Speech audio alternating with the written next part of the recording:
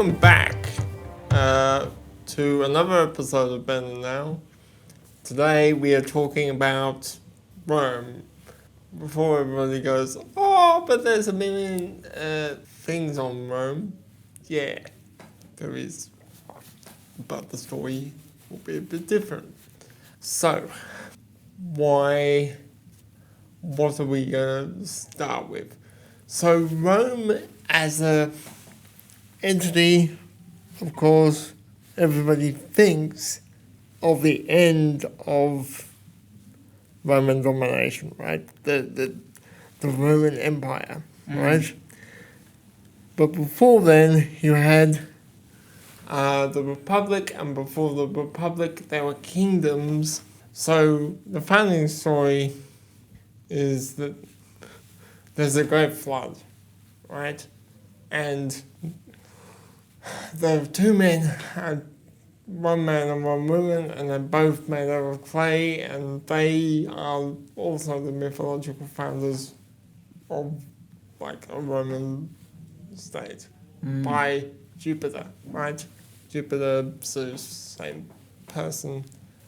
So, what happened? After the Trojan War, which lasted 10 years, two peoples basically split off. Well, a bunch of peoples went all over the place, but two main peoples split off, the Romans and the Greeks.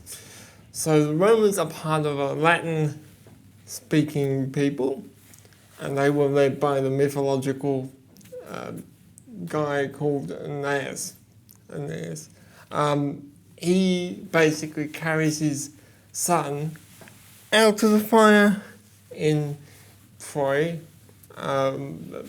and goes home to a place called Alba Longa. That's where they settle, and the basic idea is they settle as tribes. So the mythological story from there is those tribes settle on the shores of Alba Longa, or the Italian peninsula. Then they split off, but they need women. So what they do is they capture the women and enslave them, as they will do for 7 centuries, so hang on to your butts. So they do that. The story of Romulus and Remus, which everyone knows, is basically two brothers. Their father is evil. He basically beats them, or whatever, which is a common thing in the ancient world. And they escape, and they're suckled by the she-wolf, and then...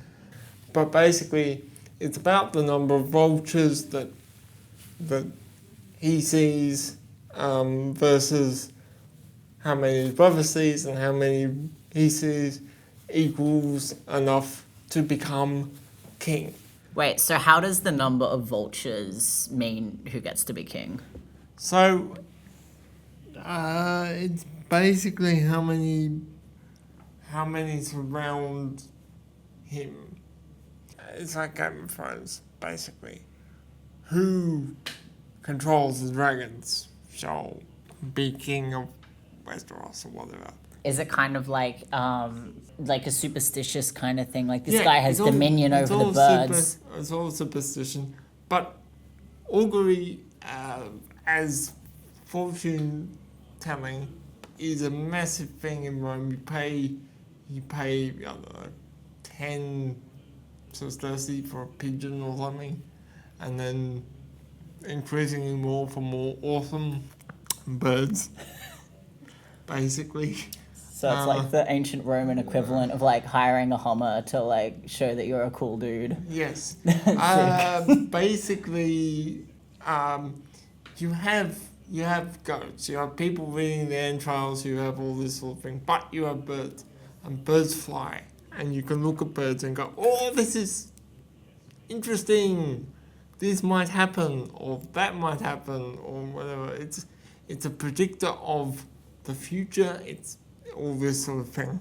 Yeah, right. So because Remus saw the right Remus or Romulus saw Romulus. the right number. Okay, Romulus saw the right number of vultures, and it's like this guy. He's the dude. He's the guy. This is predetermined. This is the way it shall be, etc. But the other interesting thing is Remus is deleted. He's basically despawned by Jupiter. He vanishes into heaven. No one needs him anymore. Why does Jupiter vanish him? They fight. Yeah. Jupiter decides this is bollocks and basically disappears him into the heaven. So they go into the city and they're basically building a city it's like a Monty Python thing. They go behind the walls, they kind of build it up, etc. So there are 7 kings of Rome, nothing to do with the 9 rings or anything, and they existed as a kingdom up to 509 BC, where the last king of Rome comes to power.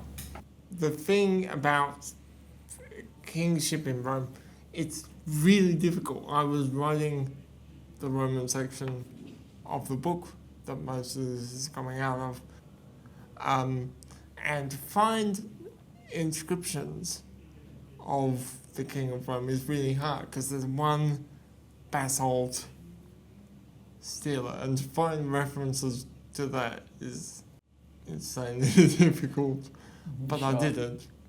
A king called Tarquinius Superbus, or Superbus as we always used to jokingly call him because it sounds awesome. But why he was a tyrant and so evil is the fact that he had his way with a priestess. Now the priestess's name was Lucretia, and Lucretia is pretty special because she's a Vestal virgin, right? And the Vestals basically tend to the sacred fire in Rome, keep it safe from evil, and they're not allowed to have husbands, basically. So he violates that, and as a result, he's executed. This is interestingly the first trial in Rome because she had a guardian or something that spoke for her and brought Tarquinius to trial. Hasn't happened before.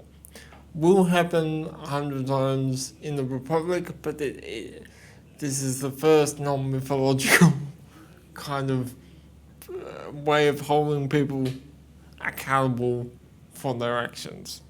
Because Roman law is kind of a messy thing anyway.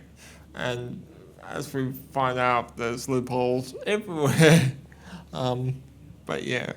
So what happens after the execution of this last king of Rome?